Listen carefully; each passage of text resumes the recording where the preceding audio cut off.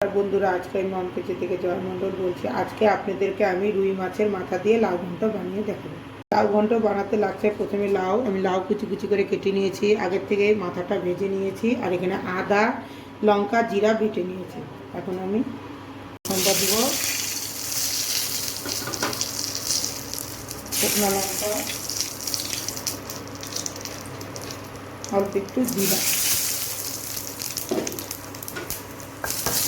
এখন আমি এই তেলের ভিতরে সব লাউগুলো ঢেলে দিব,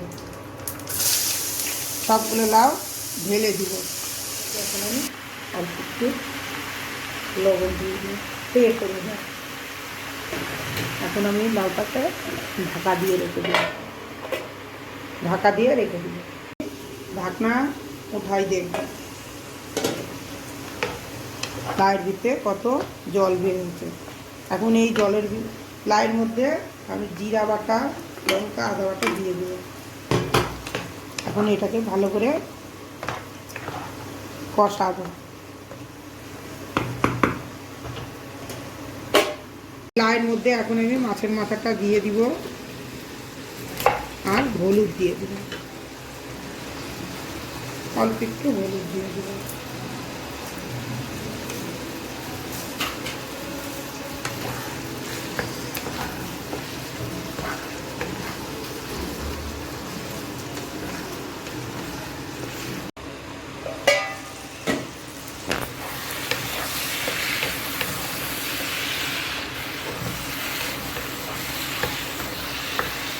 অল্প একটু এর মধ্যে ধনিয়া পাতাও দিয়ে দেবো সেন্টের জন্য।